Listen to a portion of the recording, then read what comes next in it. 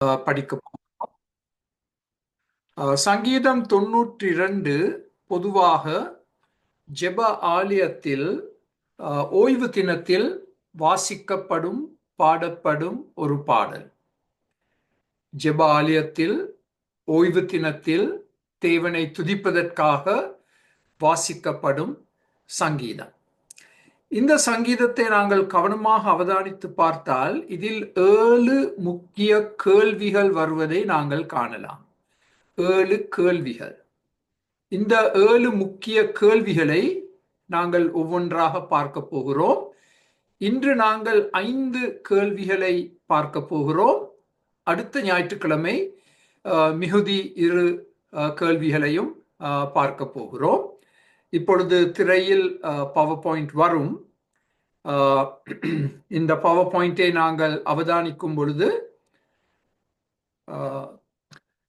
ஓய்வு நாளில் பாடப்பட்ட பாடல் என்பதை ஏற்கனவே சொல்லிவிட்டேன். முதலாம் கேள்வி, 3ஆம் வசனத்தின் இறுதியில் இந்த கேள்வி வருகிறது. நலமானது எது? What is good? தீமையை குறித்து எங்களுக்கு நல்ல அறிவு இருக்கு, ஏனென்றால் நாங்கள் பாவிகள். நலமானது எது என்பதை கண்டு கொள்வது கஷ்டம். அதனால் இந்த சங்கீதத்தில் இருந்தும் வேதத்தின் வெவ்வேறு பகுதிகளில் இருந்தும் நலமானது எது என்பதை நாங்கள் கண்டு கொள்ள வேண்டும். மீகா தீர்க்கதரிசி 6ஆம் அதிகாரம் 8ஆம் வசனத்தில் இதை குறித்து எங்களுக்கு ஆலோசனை கூறுகிறார். மனுஷனே, நன்மை இன்னதென்று அவர் உனக்கு அறிவித்திருக்கிறார்.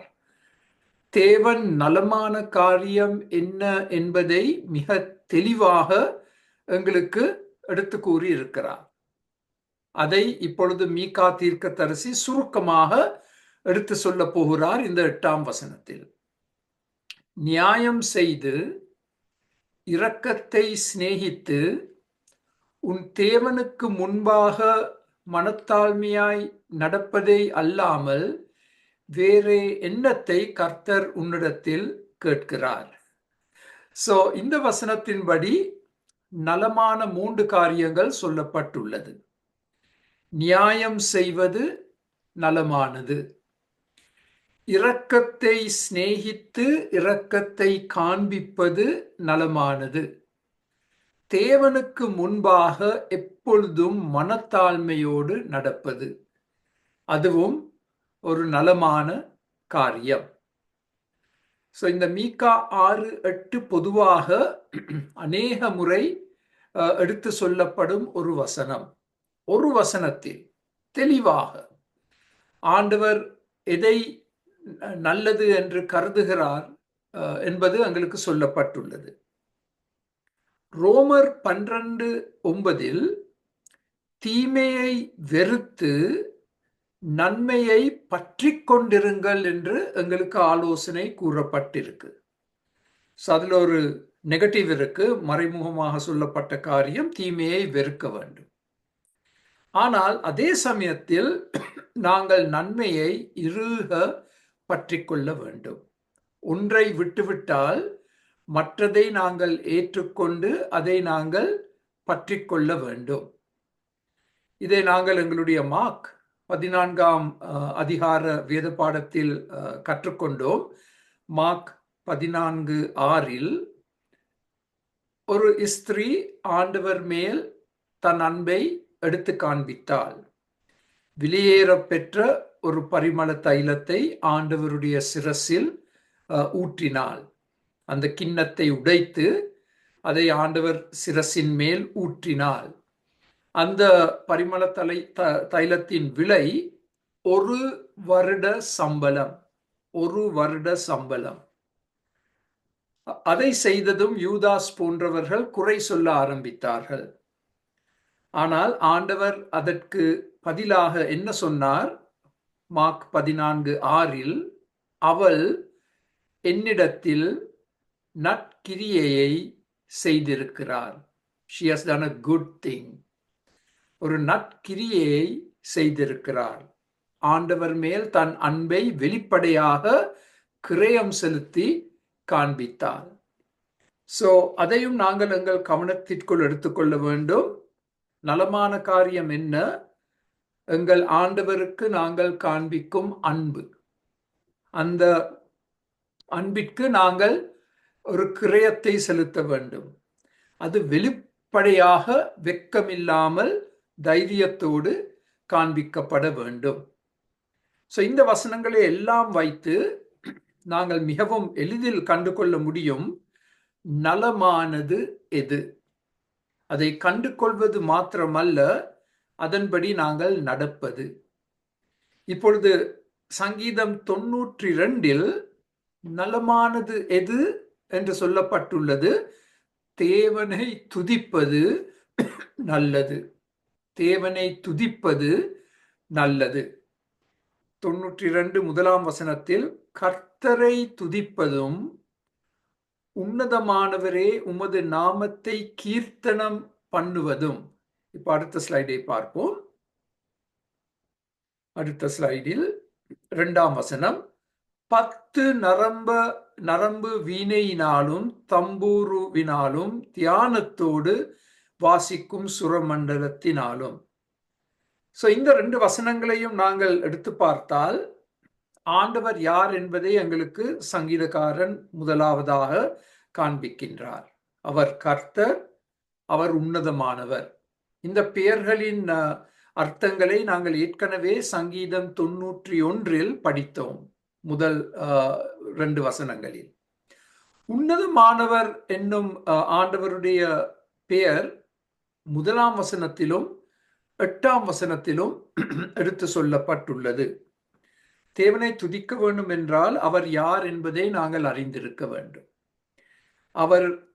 அவருடைய பெயர், அவருடைய நாமம், அவருடைய குணம், அவருடைய செயல்கள், இவற்றையெல்லாம் நாங்கள் நன்றாக கற்றிருக்க வேண்டும்.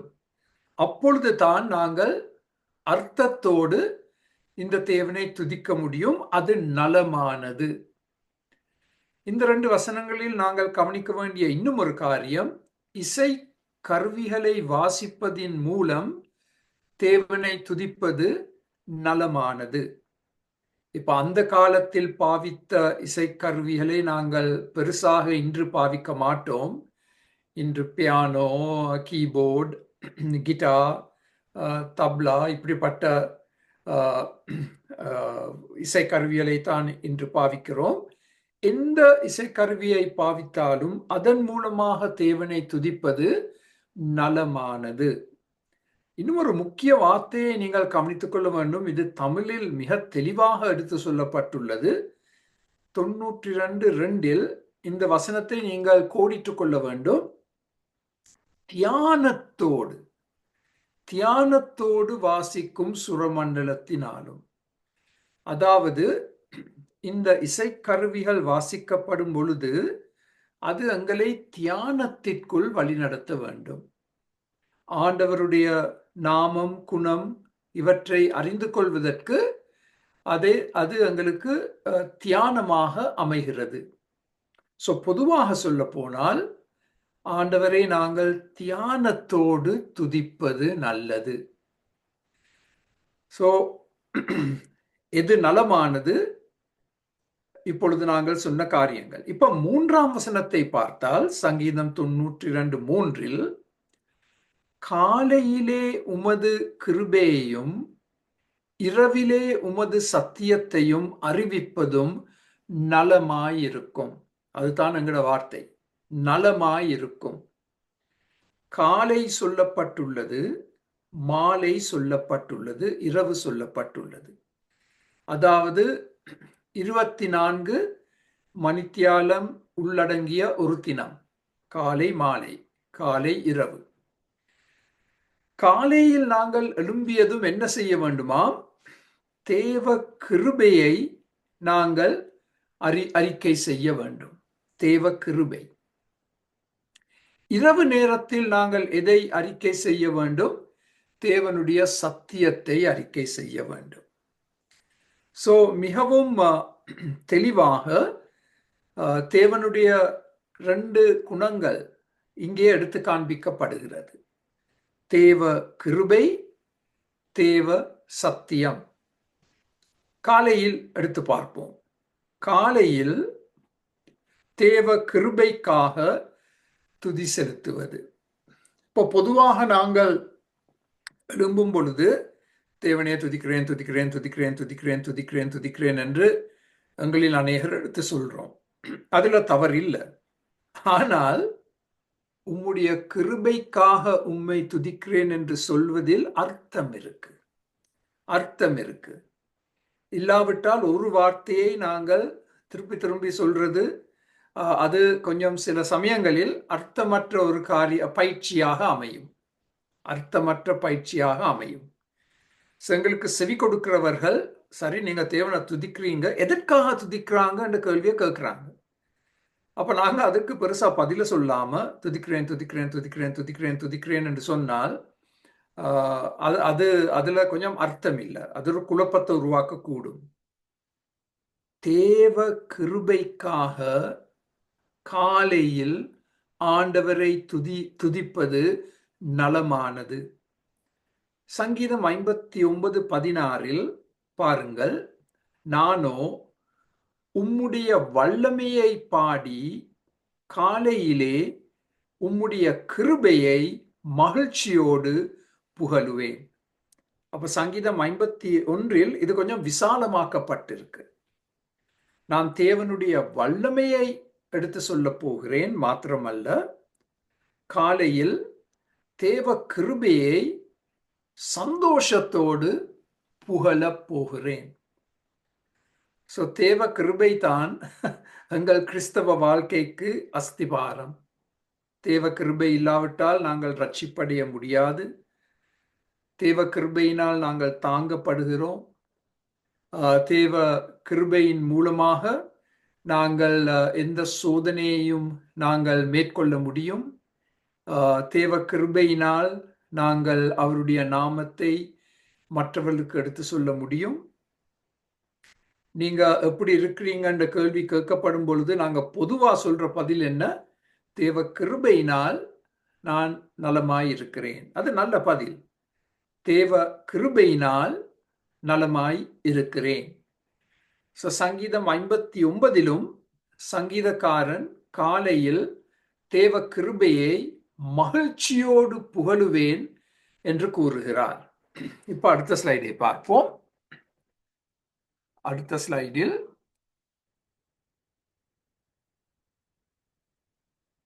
சங்கீதம் 90 இதை நாங்கள் சில வாரங்களுக்கு முன் படித்தோம். சங்கீதம் 90:14 காலை இது ஒரு ஜெபம்.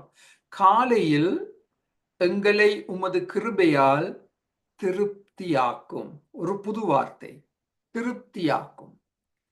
இந்த ஜெபத்திற்கு ஆண்டவர் பதில் கொடுத்தபடியால் சங்கீதம் 92 சங்கீதக்காரன் காலையில் தேவ கிருபை நலமாய் இருக்கின்றது என்று தேவ கிருபையை புகழ்ந்து பாடுகிறார். இது ஒரு அருமையான காரியம். தேவ கிருபையினால் நாங்கள் திருப்தி அடைய வேண்டும். பொருட்களினால் அல்ல, உறவுகளினால் அல்ல. உறவுகள் முக்கியம். ஆனால் எங்களுக்கு திருப்தியை கொடுப்பது எங்கள் தேவன். அவருடைய கிருபையினால் நாங்கள் திருப்தி அடைகிறோம். புலம்பல் 3 நன்றாக தெரிந்த 2 வசனங்கள். அவருடைய இரக்கங்களுக்கு முடிவில்லை, அவைகள் காலை தோறும் புதியவைகள். இந்த வசனம் எங்கள் எல்லாரையும் மிகவும் கவர்ந்த ஒரு வசனம். காலையில் தேவ கிருபை, தேவ இரக்கங்கள் எங்களுக்கு புதிதாக கொடுக்கப்படுகிறது.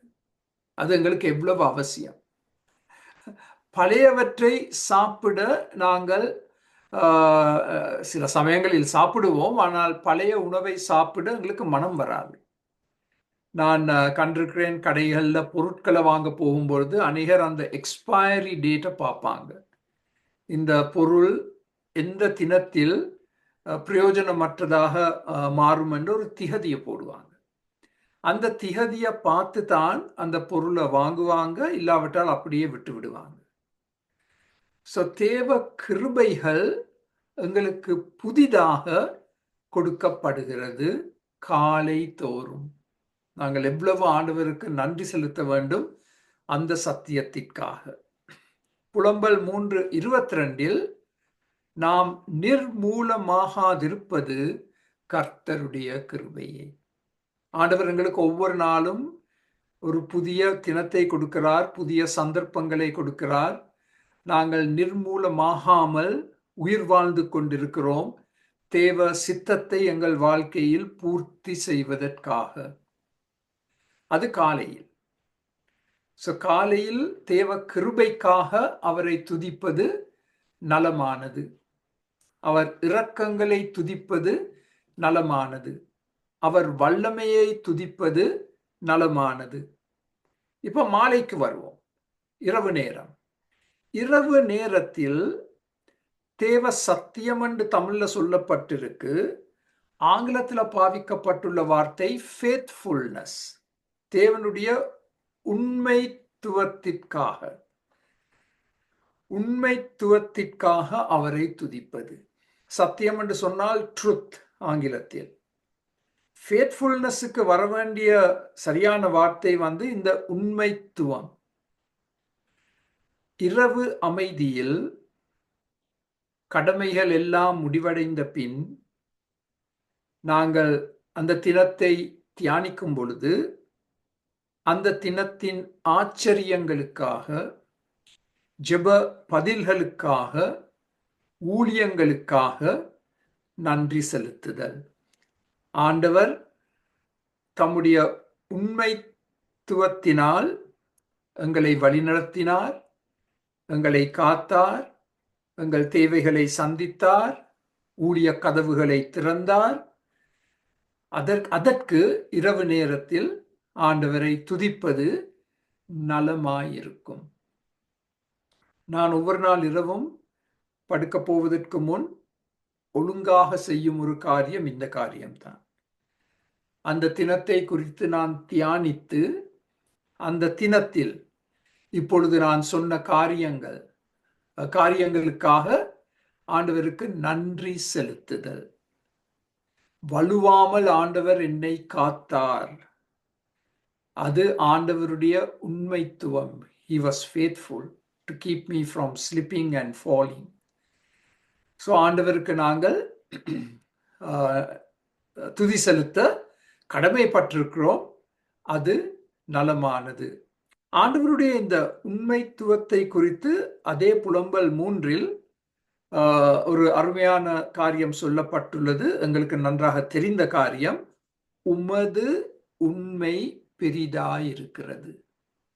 இப்போ அங்கே சரியான தமிழ் வார்த்தை போடப்பட்டுள்ளது, faithful. Great is thy faithfulness என்ற தலை சிறந்த பாடலை ஆங்கிலத்தில் நாங்கள் ஒழுங்காக பாடுவதுண்டு. ஆண்டவருடைய உண்மை பெரிதாய் இருக்கிறது. அது ஒருபோதும் குறைவுபடாது.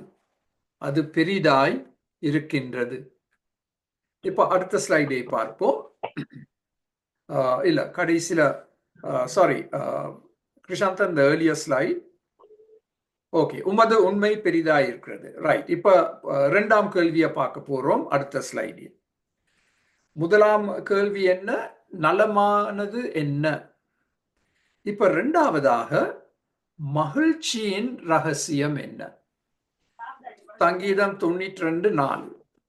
யாரோ உங்களோட மைக்க மியூட் பண்ண வேணும். கிருஷான் என்ற பெயர் உடையவர் தங்களுடைய மைக்க மியூட் பண்ண வேண்டும். உங்களோட குரல் கேட்குது. ஓகே, நன்றி. இரண்டாம் கேள்வி,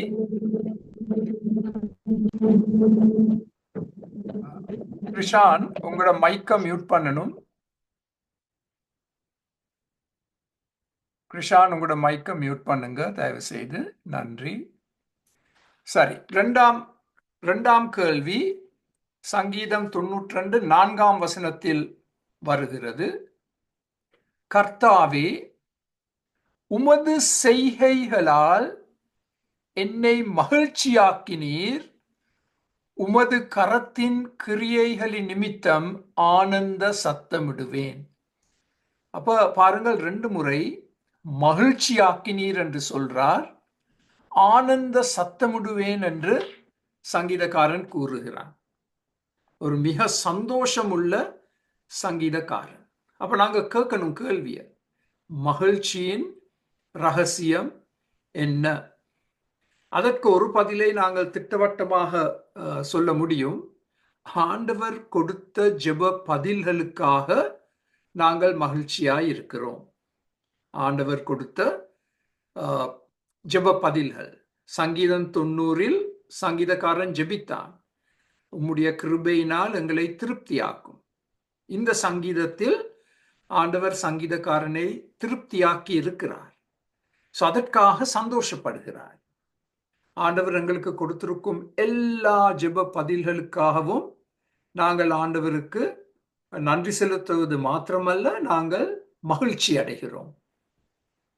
சங்கீதம் 90:15 தேவரீர் எங்களை சிறுமைப்படுத்தின நாட்களுக்கும் நாங்கள் துன்பத்தை கண்ட வருஷங்களுக்கும் எங்களை மகிழ்ச்சியாக்கும். சங்கீதம் 90 நாங்கள் அவதானிக்கிறோம், எங்களுக்கு துன்பங்கள் வரும். நாங்கள் அனுபவித்த துன்பங்களுக்கு சரிசமனாக எங்களை மகிழ்ச்சியாக்கும். எங்கள் ஆண்டவர் எங்களை துயர கடலுக்கூடாக எடுத்து செல்வார். அது நிச்சயம். எங்கள் எல்லாருக்கும் பெரிய சோதனைகள் வரும், துயர கடல்கள் வரும். ஆனால் அதற்கு சரி சமமாக ஆண்டவர் எங்களை மகிழ்ச்சியாக்குவார் என்று சங்கீதக்காரன் கூறுகிறார். 90:16 உமது கிரியை உமது ஊழியக்காரருக்கு. தேவ கிரியை செயல்கள் தேவ ஊழியர்களுக்கு விளங்குவதாக என்று ஜெபிக்கிறார் சங்கீதம் 90. அதற்கு பதில் இந்த சங்கீதம் 92 நாங்கள் காண்கிறோம். என்ன பதில்? தம்முடைய செயல்களினால் கிரியைகளினால் ஆண்டவர் என்னை மகிழ்ச்சியாக்கினார். அப்ப இந்த 2 சங்கீதங்களுக்கும் ஒரு தொடர்பு இருக்கு. சங்கீதம் 90, சங்கீதம் 92. சங்கீதம் 90 ஜெபங்கள், சங்கீதம் 92 அதற்கான பதில்கள், அதன் மூலமாக வரும் சந்தோஷம், அதன் மூலமாக வரும் சந்தோஷம். இப்ப அடுத்த ஸ்லைடை பார்ப்போம். அடுத்த ஸ்லைடில் ஒரு எச்சரிக்கை எங்களுக்கு கொடுக்கப்படுகிறது. இந்த எச்சரிக்கையையும் நாங்கள் கவனித்துக் கொள்ள வேண்டும். சங்கீதம் 28:5 அவர்கள் கர்த்தருடைய செய்கைகளையும் அவர் கரத்தின் கிரியைகளையும் கவனியாதபடியால் அவர்களை இடித்து போடுவார், அவர்களை கட்ட மாட்டார். இப்ப இந்த சங்கீதம் 92:4 தேவ கிரியைகள் தேவ செயல்களை தேவன் வெளிப்படுத்துகிறார், காண்பிக்கின்றார். ஆனால் சங்கீதம் 28 வர்ற எச்சரிக்கை என்ன? அப்படி ஆண்டவர் தம்முடைய கிரியைகளை வெளிப்படுத்தும் பொழுது அதை கவனியாமல் இருப்பது, கவனியாமல் இருப்பது, ஆண்டவர் இதை செய்தார் என்பதை ஏற்றுக்கொள்ளாமல் இருப்பது, ஆண்டவரை உதாசீனம் செய்வது. அப்படிப்பட்டவர்களுடைய கதி என்ன?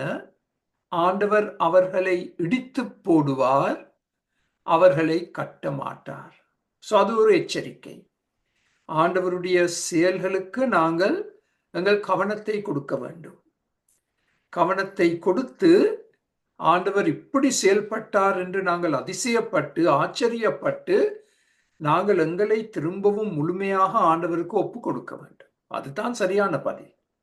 ஆனால் ஆண்டவரை இக்னோர் பண்ணும் பொழுது, கவனியாமல் போனால் என்று சொன்னால் அவரை இக்னோர் பண்ணும் பொழுது, அப்பொழுது ஆண்டவருடைய தண்டனையை தான் நாங்கள் எதிர்பார்க்கலாம். ஏசாயா 5:12 இந்த எச்சரிக்கை தொடருகிறது. ஆனாலும் கர்த்தரின் கிரியையை நோக்குகிறதும் இல்லை, அவர் கரத்தின் செய்கையை சிந்திக்கிறதும் இல்லை. இது தேவ மக்களை குறித்து சொல்லப்பட்ட குற்றச்சாட்டு. தேவன் செயல்பட்டார், தம்முடைய கரத்தின் வல்லமையை காண்பித்தார். ஆனால் திரும்பவும் இங்கே சொல்லப்பட்டுள்ளது, அவற்றை குறித்து தேவ மக்கள் சிந்திக்கவில்லை, அதன் நோக்கங்களை கண்டறியவில்லை. அதனால் அவர்கள் அழிக்கப்பட்டார்கள். 2 எச்சரிக்கை வசனங்கள். சங்கீதம் 143:5 சரியான பதில் எங்களுக்கு சொல்லப்பட்டிருக்கு. பூர்வ நாட்களை நினைக்கிறேன், கடந்த காலத்தை நினைக்கிறேன், உமது செய்கைகளை எல்லாம் தியானிக்கிறேன், உமது கரத்தின் கிரியைகளை யோசிக்கிறேன். அது சரியான பதில். கடந்த காலத்தில் ஆண்டவர் இஸ்ரவேல் சரித்திரத்தில் செய்த செய்கைகள், கிரியைகள், இவற்றை நாங்கள் ஒவ்வொன்றாக வாசித்து தியானித்து யோசித்து பிரயோஜனம் பெற்றுக்கொள்வது நிகழ்காலத்தில். கடந்த கால காரியங்களை நாங்கள் ஏன் சிந்தனை செய்கிறோம்? நிகழ்காலத்தில் ஆண்டவர் எங்களுக்கு உதவி செய்யும் முகமாக. இந்த ஆண்டவர் நிகழ்காலத்தில் எங்களோடே கூட இருக்கிறார். அப்பொழுது செய்த காரியங்களை அவர் திரும்பவும் எங்கள் மத்தியில் செய்ய முடியும். அதனால் எங்களுடைய விசுவாசம் பலப்படுத்தப்பட்டு அவர் மேல் எங்கள் நம்பிக்கையை வைத்து நாங்கள் அவரிடம் பெரிய காரியங்களை எதிர்பார்க்கிறோம். சங்கீதம் 92:5 இவ்விதமாக சங்கீதக்காரன் தேவ கிரியைகளை சிந்திக்கும் பொழுது, தியானிக்கும் பொழுது அவர் வந்த முடிவு, கர்த்தாவே, உமது கிரியைகள் எவ்வளவு மகத்துவமானவைகள், உமது யோசனைகள் மகா ஆழமானவைகள். இது ஒரு மிக அருமையான வசனம். ஒரு வசனத்தில் சங்கீதக்காரன் விபரிக்கிறார் தேவ கிரியைகளை குறித்து, தேவ யோசனைகளை குறித்து. இப்ப அடுத்த ஸ்லைடை பார்ப்போம். இதை இன்னும் கொஞ்சம் விளங்கிக் கொள்வதற்கு இந்த வசனத்தை நாங்கள் சங்கீதம் 40:5 ஒப்பிட்டு பார்க்க வேண்டும். சங்கீதம் 40:5 என் தேவனாகிய கர்த்தாவே. அந்த என் என்ற வார்த்தையை சுற்றி ஒரு வட்டத்தை போட்டுக்கொள்ளுங்க. தனிப்பட்ட உறவு, தேவனோடு ஒரு தனிப்பட்ட உறவை வைத்திருப்பது. என் தேவனாகிய கர்த்தாவே, நீர் எங்கள் நிமித்தம் செய்த உம்முடைய அதிசயங்களும் உம்முடைய யோசனைகளும் அநேகமாய் இருக்கிறது. ஒருவரும் அவைகள் உமக்கு விபரித்து சொல்ல முடியாது. நான் அவைகளை சொல்லி அறிவிக்க வேண்டுமானால் அவைகள் எண்ணிக்கைக்கு மேலானவைகள். தேவ யோசனைகள், தேவ கிரியைகள், அற்புதங்கள் எல்லாம் மகா மகத்துவமானது. தேவ யோசனைகள் என்று சொல்லப்பட்டிருக்கு. அதன் அர்த்தம் என்ன? தேவ யோசனைகள் என்று சொன்னால், நீங்கள் 2ஆம் புல்லட்டை பார்த்தால் அது இந்த 3 காரியங்களை உள்ளடங்கும். தேவ யோசனைகள், தேவ திட்டங்கள், தேவ நோக்கங்கள், தேவ அறிவு. அந்த 3ஐயும் ஒன்று சேர்த்து ஒரு வார்த்தை போட வேண்டும் என்றால் அதுதான் தேவ யோசனைகள். தேவ யோசனைகளை நாங்கள் விளங்கிக் கொள்வது கஷ்டம். ஆனால் ஆண்டவர் எங்கள் சார்பில் கிரியை செய்கிறார். அதை நாங்கள் ஏற்றுக்கொள்ள வேண்டும். அதை நாங்கள் விளங்கிக் கொள்ள முடியாவிட்டாலும் அவருடைய யோசனைகள் அநேகமாய் இருக்கிறது என்று சங்கீதக்காரன் கூறுகிறார்.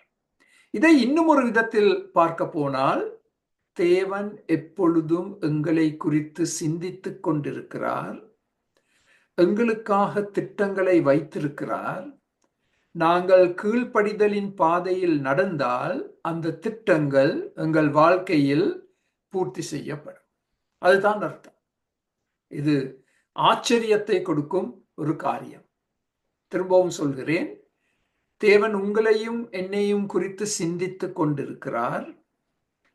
தேவன் உங்களுக்காகவும் எனக்காகவும் திட்டங்களை வைத்திருக்கிறார். நாங்கள் கீழ்ப்படிதலின் பாதையில் நடந்தால் அந்த திட்டங்கள் எல்லாம் எங்கள் வாழ்க்கையில் பூர்த்தி செய்யப்படும். நாங்கள் கேட்க வேண்டிய ஒரு முக்கிய கேள்வி, நான் கீழ்ப்படிதலின் பாதையில் நடந்து கொண்டிருக்கிறேனா? அப்பொழுதுதான் நான் அவருடைய கிரியைகளை, யோசனைகளை, திட்டங்களை, நோக்கங்களை அனுபவிக்க முடியும். ஏசாயா 28:29 அவர் ஆலோசனையில் ஆச்சரியமானவர், செயலில் மகத்துவமானவர். செயலில் மகத்துவமானவர். இதுவும் எங்களை உற்சாகப்படுத்த வேண்டும். அவருடைய ஆலோசனைகள், அதுவும் அவருடைய யோசனைகளின் கீழ் வரும். அவருடைய ஆலோசனைகள் ஆச்சரியமானவர். சங்கீதக்காரன் ஏன் சந்தோஷப்படுகிறார்? தேவன் தம்முடைய கிரியைகளை, செயல்களை வெளிப்படையாக விளங்க பண்ணினார். அதை சங்கீதக்காரன் அனுபவித்து மிகவும் சந்தோஷம் அடைகிறார். சந்தோஷம் அடைவதற்கு ஒரு இரண்டாம் காரணமும் இருக்கு. சங்கீதம் 92:10 என் கொம்பை காண்டா மிருகத்தின் கொம்பை போல் உயர்த்துவீர். இதன் அர்த்தத்தையும் நாங்கள் கண்டு கொள்ள வேணும் அடுத்த ஸ்லைடில். இதன் அர்த்தம் என்ன? ஆண்டவர் என்னை உயர்த்துவார், எனக்கு புது பலன் கொடுப்பார். அந்த கொம்பு என்று சொல்லப்படும் பொழுது ஒரு மிக பலனுள்ள ஒரு மிருகம். கொம்பை வைத்து யாரையும் கொல்ல முடியும். கொம்பு அந்த மிருகத்திற்கு பலன். சங்கீதக்காரன் என்ன சொல்றார்? ஆண்டவர் என்னை உயர்த்துவார், உயர்த்தி இருக்கிறார். அவர் எனக்கு புது பலன் கொடுப்பார். எனக்கு கொடுக்கப்படும் புது கடமைகளை நிறைவேற்றுவதற்காக அவர் எனக்கு புது பலனை கொடுப்பார். அதனால் நான் கெம்பீரித்து சந்தோஷப்படுகிறேன். அது சந்தோஷத்தின் 2 மிகப்பெரிய காரணங்கள். ஒன்று, தேவ செயல்கள், தேவ கிரியைகள், தேவ யோசனைகள், தேவ ஆலோசனைகள், தேவ திட்டங்கள், தேவ அறிவு கெட்டாத காரியங்கள். அவற்றை நான் அனுபவித்து உணர்கிறபடியால் நான் சந்தோஷப்படுகிறேன். இரண்டாவதாக நான் ஏன் சந்தோஷப்படுகிறேன்? ஆண்டவர் என்னை உயர்த்தி இருக்கிறார். தாழ்வான இடத்தில் இருந்த என்னை, தாவீதை எடுத்து பார்த்தால் அவன் ஒரு மேய்ப்பன் தொழிலில் இருந்து முழு நாட்டுக்கும் ராஜாவாக்கினார். எவ்வளவு பெரிய உயர்வு! ஆண்டவர் என்னை உயர்த்துவார், மேன்மைப்படுத்துவார், எனக்கு புது பலன் கொடுப்பார், என்னுடைய புது கடமைகளை நிறைவேற்றுவதற்காக. அதனால் நான் கெம்பீரித்து பாடுவேன், சந்தோஷப்படுவேன். சந்தோஷத்தின் 2 காரணங்கள், ரகசியங்கள். இப்போ 3ஆம் கேள்வியை நாங்கள் பார்க்க வேண்டும். அது எங்களுக்கு 6ஆம் வசனத்தில் கொடுக்கப்பட்டுள்ளது. மனிதன் யார்? இந்த கேள்வி தொடர்ச்சியாக சங்கீத புத்தகங்களில் வரும் ஒரு கேள்வி. மனிதன் யார்? Who is man? இதை குறித்து நாங்கள் போன வாரமும் சில காரியங்களை கற்றுக்கொண்டோம். மனிதன் யார் என்பதை குறித்து. சங்கீதம் 92:6ஆம் வசனத்தில், மிருக குணமுள்ள மனுஷன் அதை அறியான், மூடன் அதை உணரான். அப்ப இங்கே மனிதனை குறித்து 2 காரியங்கள் சொல்லப்பட்டுள்ளது. மிருக குணமுள்ள மனுஷன், மூடன். இப்படிப்பட்ட மனுஷன் தேவ செயல்களை, தேவ கிரியைகளை ஒருபோதும் அறிய மாட்டான், உணர மாட்டான், தேவனுக்கு நன்றியும் செலுத்த மாட்டான். மிருக குணமுள்ள மனிதன் என்று சொன்னால் அர்த்தம் என்ன? 5 புலன்களால் மாத்திரம் செயல்படும் மனிதன். 5 புலன்கள் உங்களுக்கு தெரியும். கண் பார்வை, செவியினால் கேட்பது, தொடுவது, ஸ்மெல், டச். இந்த 5 புலன்களால் மாத்திரம் செயல்படும் மனிதன். அதாவது அவன் தற்காலிகமான காரியங்களுக்கு மாத்திரமாக வாழ்கிறான். நித்தியத்தை குறித்து அவனுடைய மனதில் எந்த சிந்தனையும் இல்லை. மிருக குணமுள்ள மனிதன் என்று சொன்னால் பாவ சிற்றின்பங்களுக்காக வாழும் மனிதன். ஆங்கிலத்தில் வெரி சென்சுவல். இந்த மனிதன் ஒரே ஒரு நோக்கத்தை தான் வைத்திருக்கிறான், பாவ சிற்றின்பங்களை தன் வாழ்க்கையில் நிறைவேற்றுவது. மிருக குணமுள்ள மனிதன் என்று சொன்னால் இன்னும் ஒரு அர்த்தம் இருக்கு, பொது அறிவில்லாத மனிதன். No common sense. பொது அறிவில்லாத மனிதன். இன்னும் ஒரு அர்த்தம் இருக்கு, ஆவிக்குரிய உணர்வில்லாதவன். ஆவிக்குரிய காரியங்களை குறித்து எந்தவித உணர்வும் இல்லை. இப்படிப்பட்ட எவ்வளவு மக்களை நாங்கள் சந்தித்திருக்கிறோம். அவர்கள் பட்டம் பெற்றிருக்கிறார்கள், ஏதோ ஒரு துறையில் பட்டம் பெற்றிருக்கிறார்கள். அந்த துறையை குறித்து என்ன கேள்வி கேட்டாலும் பட்டென்று பதில சொல்வாங்க. ஆனால் ஆவிக்குரிய காரியங்கள், நித்தியத்தோடு சம்பந்தப்பட்ட காரியங்களை குறித்து அவர்கள் ஒரு நிமிடம் கூட சிந்திக்க மாட்டார்கள். அதை குறித்து அவர்களுக்கு கரிசனை இல்லை. அதை குறித்து அவர்களுக்கு அறிவு இல்லை, உணர்வு இல்லை. இப்படிப்பட்ட மக்களை நாங்கள் பார்க்கும் பொழுது எவ்வளவு அவர்களுக்காக நாங்கள் பரிதபிக்க வேண்டும். எங்களை சூழ்ந்திருக்கும் அநேக மக்கள் இப்படித்தான் வாழ்கிறார்கள். மிருக குணமுள்ள மனிதன், சங்கீத புத்தகத்தில் இன்னும் ஒரு இடத்தில் சொல்லப்பட்டுள்ளது, மண்ணான மனிதன்.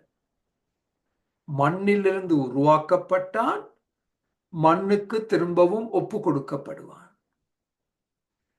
சங்கீதக்காரன் மிகவும் திறமையாக மனிதனை விவரிக்கிறார்.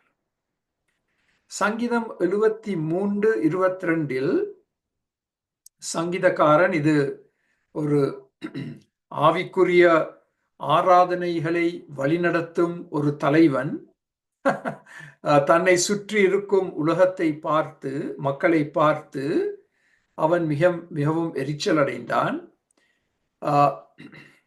ஆனால் தேவாலயத்துக்கு போனதும் ஆண்டவர் அவனுக்கு ஒரு விளக்கத்தை கொடுத்தார். அப்பொழுது அவன் முடிவு என்ன? இது ஒரு ஆவிக்குரிய தலைவன், ஆராதனை தலைவன். நான் காரியம் அறியாத மூடனானேன், உமக்கு முன்பாக மிருகம் போலிருந்தேன். சங்கீதம் 92 சொல்லப்பட்டுள்ள காரியத்தை சாட்சியாக இந்த ஆவிக்குரிய மனிதன் எடுத்து சொல்றான். காரியம் அறியாத மூடனானேன், உமக்கு முன்பாக மிருகம் போல் இருந்தேன். ஏன்? மக்களுடைய செழிப்பை பார்த்து, தீமையின் மூலம் பெற்றெடுத்த செழிப்பை பார்த்து எரிச்சல் அடைந்த ஒரு ஆவிக்குரிய தலைவன். ஆண்டவர் அறிவை கொடுத்ததும் அவன் தன்னை குறித்து சொன்ன முடிவு. ஏசாயா 1:3 தீர்க்கதரிசி இஸ்ரவேல் மக்களை விவரிக்கும் பொழுது, இஸ்ரவேலோ அறிவில்லாமலும் என் ஜனம் உணர்வில்லாமலும் இருக்கிறது என்று துக்கமாக எடுத்து சொல்கிறார். என்னுடைய மக்களுக்கு அறிவில்லை, என்னுடைய ஜனத்திற்கு உணர்வில்லை, ஆவிக்குரிய உணர்வு இல்லை. இது தேவ ஜனம். அதுதான் நாங்கள் ஆச்சரியம் அடைகிறோம். இப்ப அடுத்த ஸ்லைட்.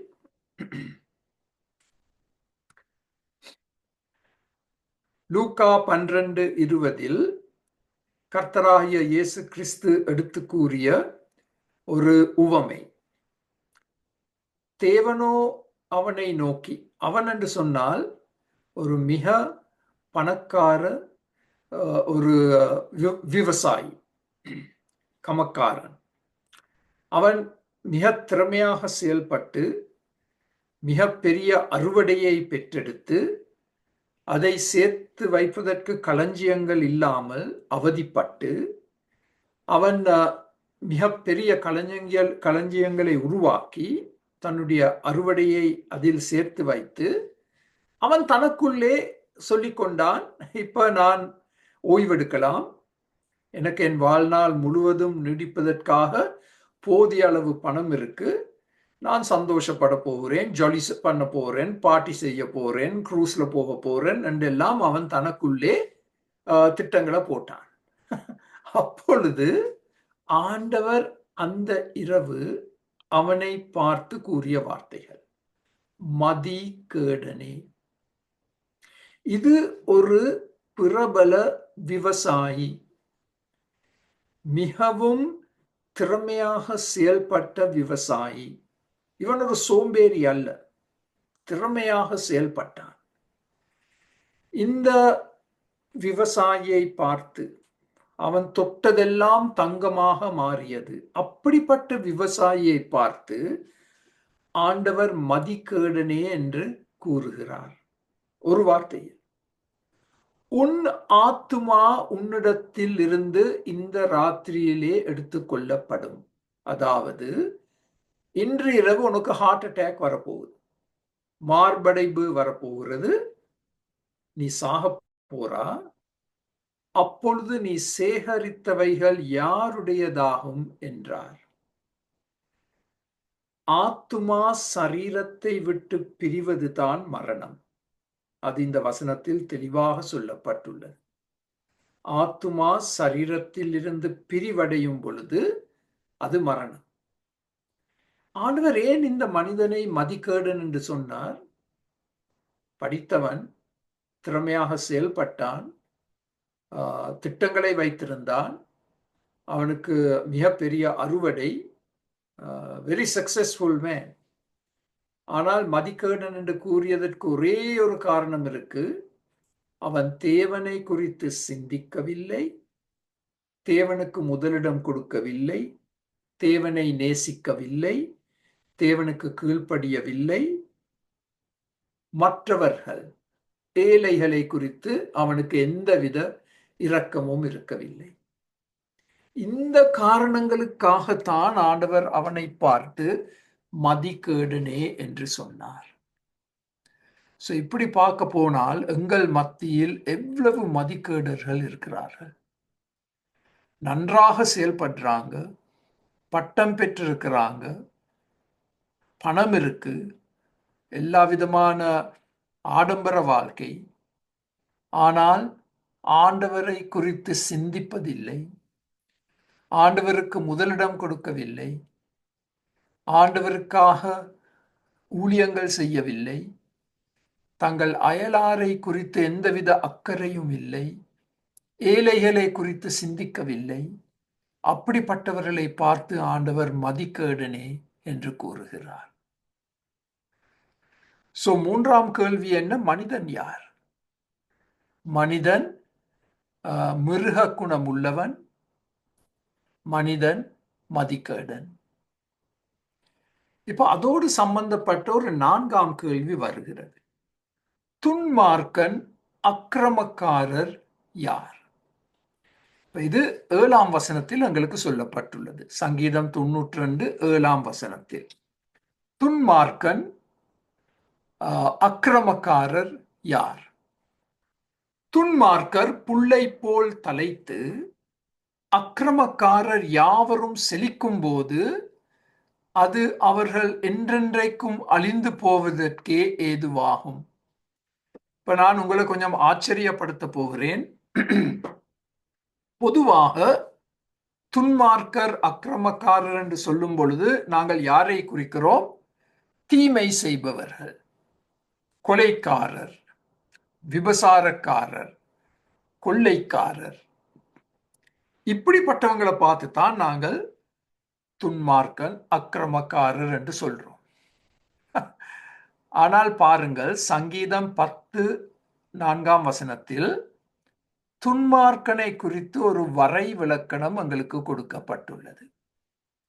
இதை உங்களுடைய வேதத்தில் சிவப்பு பேனாவினால் கோடிட்டு வைத்திருக்க வேண்டும்.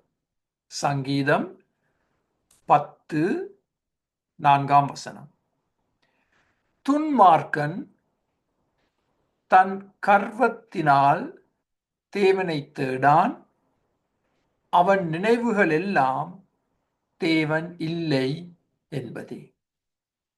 லூக்கா 12:20 கூறிய வார்த்தைகள் சங்கீதம் 10:4 சொல்லப்பட்டுள்ளது. துன்மார்க்கன் என்று சொன்னால் அவன் தீமையான காரியங்கள் செய்ய அவசியம் இல்லை. துன்மார்க்கன் யார்? தேவனை தேடாதவன், தன்னுடைய நினைவுகளில் தேவனை குறித்து சிந்திப்பதே இல்லை. அப்படிப்பட்ட மனிதனை தான் ஆண்டவர் துன்மார்க்கன், அக்கிரமக்காரர் என்று அழைக்கிறார். திரும்பவும் கொஞ்சம் சிந்தித்து பாருங்கள். உங்களை சூழ்ந்தும் என்னை சூழ்ந்தும் இப்படிப்பட்ட எண்ணிக்கையற்ற துன்மார்க்கர் இருக்கிறார்கள். தேவனை தேட மாட்டார்கள், தேவனை குறித்து சிந்திக்க மாட்டார்கள், தேவனுக்கு இணங்க மாட்டார்கள், தேவ வசனத்தின்படி நடக்க மாட்டார்கள். அவர்கள்தான் துன்மார்க்கர். உங்களுக்கும் எனக்கும் இப்படிப்பட்ட எவ்வளவோ நண்பர்கள் இருக்கலாம், சொந்தக்காரர் இருக்கலாம்.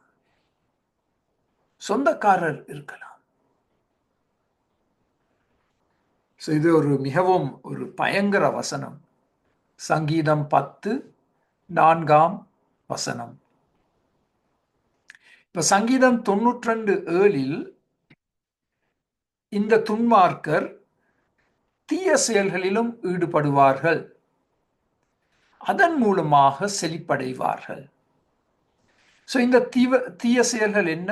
களவு, கபடம், வஞ்சனை, வன் செயல்கள். அது ஒரு சில உதாரணங்கள். இதற்கு மேலதிக உதாரணங்களை நீங்களே எடுத்து சொல்ல முடியும். இப்படிப்பட்ட காரியங்களில் ஈடுபட்டு செழிப்படையும் மக்கள் அநேகர். ஆனால் சங்கீதம் 92:7 என்ன சொல்லப்பட்டுள்ளது? அவர்கள் அழிந்து போவார்கள், சடுதியாக அழிந்து போவார்கள். ஒரு சின்ன காலத்துக்கு புல்லை போல் தலை தூக்கி இருப்பார்கள். திடீரென்று அவர்கள் அழிக்கப்படுவார்கள். இதை குறித்து சங்கீதம் 37 எங்களுக்கு போதனைகள் கொடுக்கப்பட்டுள்ளது. இதை குறித்து சங்கீதம் 37:1 பொல்லாதவர்களை குறித்து இப்ப இங்க ஒரு புதிய வார்த்தை பாவிக்கப்பட்டுள்ளது.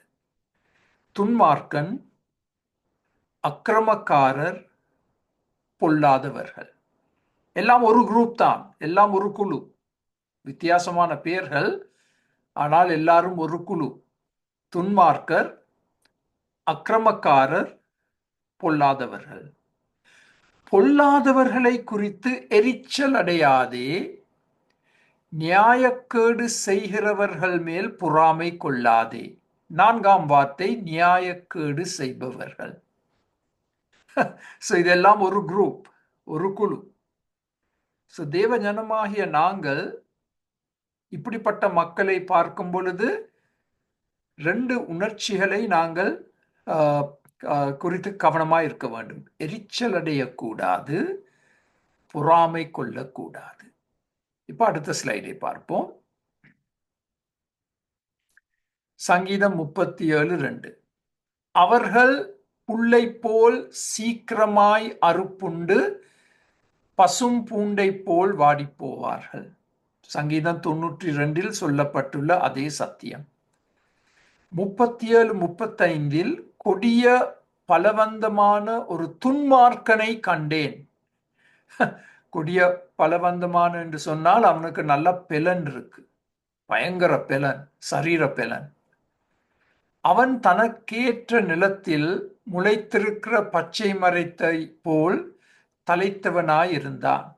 இந்த மனிதனை பார்க்கும் பொழுது சங்கீதக்காரன் எரிச்சல் அடைந்தான்.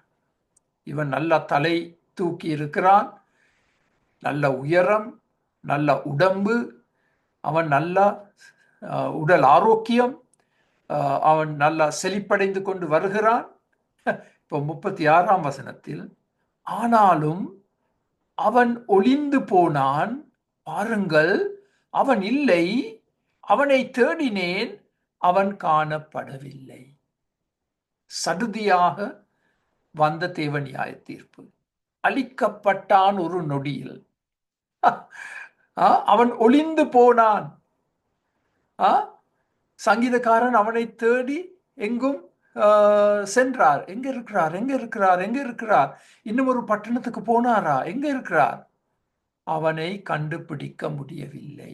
ஏனென்றால் அவன் அழிக்கப்பட்டான், அழிக்கப்பட்டான். சங்கீதம் 73:3 துன்மார்க்கரின் வாழ்வை நான் காண்கையில் வீம்புக்காரராகிய அவர்கள் மேல் பொறாமை கொண்டேன் என்று அந்த ஆராதனை தலைவன் கூறினான். அதுதான் அவனுடைய பிரச்சனையின் காரணம். நான் ஆண்டவருக்காக வாழ்கிறேன், பரிசுத்த வாழ்க்கை வாழ்கிறேன், ஐயோ நான் வறுமையில் இருக்கிறேன். இந்த துன்மார்க்கனை பாருங்கள், அவன் எல்லா தீய செயல்களிலும் ஈடுபட்டிருக்கிறான், சர்ச்சுக்கு போக மாட்டான், கையில பைபிள் இல்ல, தேவனை பற்றி சிந்திக்க மாட்டான்.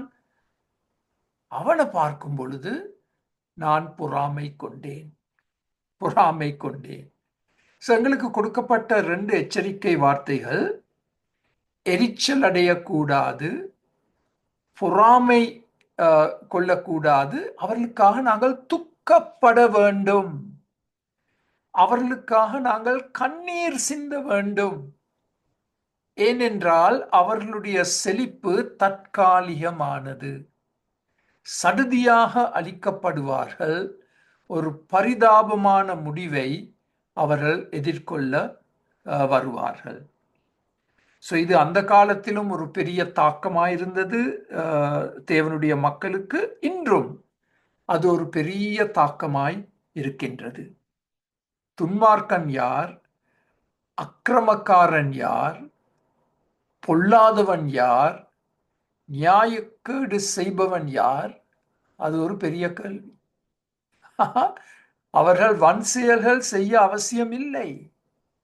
தேவனை மறந்துவிட்டு, தேவனை சிந்திக்காமல், தேவனுக்காக வாழாத மக்கள் அக்கிரமக்காரர், பொல்லாதவர்கள். அதை நாங்கள் மனதில் வைத்திருக்க வேண்டும். இப்ப அடுத்த ஸ்லைட். 9ஆம் வசனத்தின்படி அவர்கள் சிதறுண்டு போவார்கள், சிதறுண்டு போவார்கள். சங்கீதம் 92:11 என் சத்துருக்களுக்கு நேரிடுவதை என் கண் காணும், எனக்கு விரோதமாய் எழும்புகிற துன்மார்க்கருக்கு நேரிடுவதை என் காது கேட்கும். 2 காரியங்கள் அவதானிங்க. என் சத்துருக்கள் என்று சங்கீதக்காரன் விவரிக்கிறார், துன்மார்க்கர் என்றும் விவரிக்கிறார். இவர்கள் எல்லாரும் சங்கீதக்காரனுக்கு விரோதமாய் இருக்கிறார்கள். ஏனென்றால் சங்கீதக்காரன் ஒரு தேவ பக்தியுள்ள வாழ்க்கை வாழ்கிறபடியால். சங்கீதக்காரன் கூறுகிறான், என் கண்ணால் அவருடைய கதியை நான் பார்க்க போகிறேன், அவர்களுடைய முடிவை என் காது கேட்கும். அதாவது மற்றவங்க எனக்கு சொல்ல போறாங்க, நியூஸ் பேப்பர்ல வாசிக்க போறேன், டிவியில பார்க்க போறேன், அவர்களுக்கு ஏற்பட்ட முடிவு. கண் காணும், காது கேட்கும். அதுவரைக்கும் பொறுமையாக இருக்க வேண்டும், அவர்களுக்காக துக்கப்பட வேண்டும், அவர்களுக்காக ஜெபிக்க வேண்டும், அவர்கள் ரட்சிப்புக்காக. இப்ப 5ஆம் கேள்வி, தேவ சத்துருக்கள் யார்? சங்கீதம் 92:9 கர்த்தாவே உமது சத்துருக்கள் அழிவார்கள். இப்ப அதில் நீங்கள் கோடிட வேண்டிய 2 வார்த்தைகள் உமது சத்துருக்கள். அது திரும்பவும் சொல்லப்பட்டுள்ளது, உமது சத்துருக்கள் அழிந்து போவார்கள், சகல அக்கிரமக்காரரும் சிதறுண்டு போவார்கள். அதை நாங்கள் ஏற்கனவே பார்த்தோம். சிதறுண்டு போவார்கள், நிலை நிற்க மாட்டார்கள், 4 திசைகளுக்கும் அவர்கள் தள்ளப்படுவார்கள், நிரந்தர ஒரு வீடு அவர்களுக்கு இருக்காது, சிதறுண்டு போவார்கள், they'll be scattered. இப்ப இந்த அக்கிரமக்காரர் யார்? அவர்கள் தேவனுடைய சத்துருக்கள், உமது சத்துருக்கள். இது ஒரு பயங்கர விதத்தில் சங்கீதக்காரன் விவரிக்கிறார். 2 முறை உமது சத்துருக்கள் என்று சொல்றார். அப்ப நாங்க அந்த கேள்வியை கேட்கணும், தேவ சத்துருக்கள் யார்? இதை குறித்து நான் உங்களுக்கு கிட்டத்தட்ட 5 பதில்களை கொடுக்க விருப்பப்படுகிறேன். பிலிப்பியர் 3:18 படி கிறிஸ்துவின் சிலுவைக்கு பகைஞர் என்று பவுல் குறிப்பிடுகிறார். Enemies of the cross of Christ. கிறிஸ்துவின் சிலுவைக்கு எதிரிகள். அதாவது சிலுவை மூலமாகத்தான் ரட்சிப்பு வரும் என்ற நற்செய்தியை எதிர்ப்பவர்கள். அப்படிப்பட்ட மக்கள் எங்களை சூழ்ந்திருக்கிறார்கள். சிலுவையை குறித்து நாங்கள் எடுத்து சொல்லும் பொழுது அது எப்படியாகும்? அது 2000 வருஷத்துக்கு முன்னால நடைபெற்ற சம்பவம் தானே, அது எப்படி இன்று எங்களை பாதிக்கும் என்றெல்லாம் நகைப்பார்கள், கேலி செய்வார்கள். கிறிஸ்துவின் சிலுவைக்கு பகைஞர். அதனால் தான் அருமையானவர்களே, நீங்கள் கர்த்தராகிய இயேசு கிறிஸ்துவின் சிலுவையை மேன்மை பாராட்டினால் எல்லாரும் அதற்கு புகழாரம் கூற மாட்டார்கள். அநேக எதிரிகள் இருக்கிறார்கள்.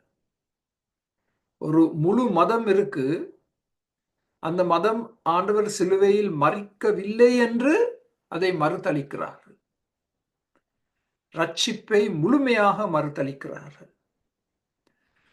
கிறிஸ்துவின் சிலுவைக்கு பகைஞர். 2வதாக தேவ சத்துருக்கள் யார்? தேவ ஊழியத்தை தடை செய்யும் மக்கள். அப்போஸ்தலர் 13:8 ஒரு மாயவித்தைக்காரன் என்று அர்த்தம் கொள்ளும் பேருடைய அந்த எலிமா என்பவன் அதிபதியை விசுவாசத்தினின்று திருப்பும்படி வகை தேடி அவர்களோடு எதிர்த்து நின்றான், பவுல் சீலாவோடு. இந்த அதிபதி தேவ வசனத்தை கேட்பதற்கு ஆவலாயிருந்தார். ஆனால் அவரோடு சம்பந்தப்பட்ட இந்த மாயவித்தைக்காரன், அவனுக்கு பெரிய லாபம் வந்தபடியால் தேவ வசனத்தை கேட்காதபடிக்கு எவ்வளவோ இடைஞ்சல்களை கொண்டு வந்தான். விசுவாசத்திலிருந்து திருப்பும்படி வகை தேடினான். அவர்கள் தேவ சத்துருக்கள், தேவ ஊழியத்தை தடை செய்பவர்கள். அடுத்த ஸ்லைடில் அப்போஸ்தலர் 13:10 பவுல் கொடுத்த மறுமொழி. இன்று இப்படிப்பட்ட வார்த்தைகளை நாங்கள் பாவித்தால் எங்களை பிடித்து உடனே சிறையில் போடுவார்கள். பாருங்கள், பவுல் பாவித்த வார்த்தைகள். அந்த மாய வித்தைக்காரனை பார்த்து, எல்லா கபடமும் எல்லா பொல்லாங்கும் நிறைந்தவனே, பிசாசின் மகனே, அடிக்கு மேல அடி, அடி அடியா விழுது, நீதிக்கெல்லாம் பகைஞ்சனே, கர்த்தருடைய செம்மையான வழிகளை புரட்டுவதில் ஓய மாட்டாயோ. ஆங்கிலத்தில் சொல்வோம், பால் மின்ஸ்ட் நோ வேர்ட்ஸ். சொல்ல வேண்டியதை அப்படியே டிரெக்டா, நேரடியா எடுத்து சொன்னார். சிலர் பவுலை பார்த்து சொல்லிருக்கலாம், ஐயோ நீங்க இப்படி பேசக்கூடாது, அன்பா தானே பேச வேணும், அன்பா தானே இவரை திருத்த வேண்டும். பவுல் அதற்கு இடம் கொடுக்க இல்லை. பாருங்கள், பிசாசின் மகனே என்று அவரை அழைத்தார். ஒரு பக்கத்தில் தேவனுடைய பிள்ளைகள் இருக்கிறார்கள், மற்ற பக்கத்தில் பிசாசின் பிள்ளைகள் இருக்கிறார்கள். அதற்கு ஒரு நல்ல எடுத்துக்காட்டு இந்த மாயவித்தைக்காரன். நாங்கள் இப்படிப்பட்ட எதிரிகளை குறித்து பயப்பட அவசியம் இல்லை. ஆண்டவர் அவர்களை கவனித்துக் கொள்வார். ஆண்டவர் அவர்களை கவனித்துக் கொள்வார். மூன்றாவதாக, தேவ சத்துருக்கள் யார்? தேவ ஊழியத்தை தடுப்பவர்கள் மாத்திரமல்ல, தேவ ஊழியக்காரருக்கு தீங்கு செய்பவர்கள். 2 தீமோத்தேயு 4:14 கண்ணானாகிய அலெக்சாந்தர் எனக்கு வெகு தீமை செய்தான், அவனுடைய செய்கைக்கு தக்கதாக கர்த்தர் அவனுக்கு பதிலளிப்பார். இந்த அலெக்சாந்தர் பவுலுக்கு பெரிய தீமைகளை செய்தார். அந்த தீமைகள் என்னவென்று எங்களுக்கு சொல்லப்படவில்லை. ஆனால் அது எங்களுக்கு தெரியவும் அவசியம் இல்லை. நாங்கள் எல்லாரும் வித்தியாசமான முறைகளில் எங்கள் அலெக்சாந்தர்களை சந்தித்திருக்கிறோம். எங்களுக்கு விரோதமாக செயல்படுபவர்கள், எங்களுடைய நல்ல பெயரை கெடுப்பவர்கள், எங்களுடைய ஊழியங்களை குறித்து ஒரு தீங்கான முறையில் பேசுவது, எங்களுடைய உத்தம குணத்தை பாழாக்கி விடுபவர்கள், அவர்களை நாங்கள் ஆண்டவருடைய கைகளில் விட்டுவிட வேண்டும். ஆண்டவர் அவர்களை பொறுப்பெடுப்பார், பதில் கொடுப்பார். நான்காவதாக, தேவ சத்துருக்கள் யார்? கலைகளை, அதாவது போலி உபதேசங்களை விதைப்பவர்கள். இதை குறித்து ஆண்டவர் ஒரு உவமையை கொடுத்தார். கோதுமை வயலை ஒருவர் விதைத்து இரவு நேரத்தில் தூங்கும் பொழுது எதிரி வந்து களைகளை விதைத்து விட்டு சென்றார். அப்ப ரெண்டும் ஒன்றாக வளர ஆரம்பித்து வித்தியாசம் கூட காண முடியாத நிலைமைக்கு வந்தது. இறுதியில் களைகள் எல்லாம் ஒன்று சேர்க்கப்பட்டு தீக்கிரையாகியது. பிசாசு தந்திரமாக, ரகசியமாக களைகளை விதைக்கிறான். போலி உபதேசகர்கள், போலி தீர்க்கதரிசிகள் மூலமாக போலி உபதேசங்கள் விதைக்கப்படுகிறது. அது தேவனுடைய சத்துருக்கள். அதை இன்றும் நாங்கள் காண்கிறோம். அது நீங்காது. எங்கே சத்தியம் விதைக்கப்படுதோ அங்கே இந்த போலி உபதேசங்களும் அதே சமயத்தில் விதைக்கப்படும். அதை பின்பற்றுபவர்கள் அநேகர். சிலுவை உபதேசத்தை பின்பற்றுகிறவர்கள் குறைவு எண்ணிக்கையில் தான் இருப்பார்கள். போலி உபதேசங்களுக்கு பின்பாக ஓடுபவர்கள் அநேகர். அது 4ஆம் தேவ சத்துருக்கள். 5வது தேவ சத்துருக்கள் யார்? தேவனை தூஷிக்கிறவர்கள். தேவனை தூஷிக்கிறவர்கள். இப்ப இதில் தாவீது பெரிய குற்றம் செய்தார். 2 சாமுவேல் 12:14 பத்ஷிபாவோடு ஒரு பிள்ளையான உறவை வைத்து ஒரு பிள்ளை பெற்றெடுக்கப்பட்டது. இப்ப சாமுவேல் தீர்க்கதரிசி கூறிய வார்த்தைகள். ஆனாலும் இந்த காரியத்தினாலே, இந்த விபசாரத்தினாலே கர்த்தருடைய சத்துருக்கள், பாருங்கள் தெளிவாக சொல்லப்பட்டிருக்கு, கர்த்தருடைய சத்துருக்கள் தூஷிக்க நீ காரணமாயிருந்தபடியினால் உனக்கு பிறந்த பிள்ளை நிச்சயமாக சாகும் என்று சொல்லி நாத்தான் தன் வீட்டுக்கு போய்விட்டான். நாத்தான் தீர்க்கதரிசி. தேவ சத்துருக்கள் தூஷிக்க தாவீது இடம் கொடுத்து விட்டான். அதனால் தேவ சத்துருக்கள் எப்பொழுதும் தேவனை தூஷிக்க காத்திருக்கிறார்கள். அதற்கு நாங்கள் இடம் கொடுக்க கூடாது. அதற்கு நாங்கள் காரணமாக இருக்கக்கூடாது. இது ஒரு விதத்தில் சொல்ல போனால் ஒரு பயங்கர காரியம். தேவ சத்துருக்கள் தேவனை தூஷிப்பது எங்கள் நடக்கை மூலமாக. அது ஒரு பயங்கரமான காரியம். தேவ சத்துருக்கள் 5 விதமாக நாங்கள் அவர்களை விவரித்திருக்கிறோம். அடுத்த ஸ்லைடு, இன்னும் ஒரு ஸ்லைடு இருக்க வேண்டும் என்று நினைக்கிறேன். இருக்கா இல்லையா? ஓகே, இது ஒரு அருமையான வசனம். அதனால் தான் நாங்கள் இதை ஒரு பெட்டியில் போட்டிருக்கிறோம். தேவ சத்துருக்கள் என்று சொல்லும் பொழுது ரோமர் 5:10 சொல்லப்பட்டுள்ள வார்த்தைகளை பாருங்கள். நீங்களும் நானும் அதில் உள்ளடங்கி இருக்கிறோம்.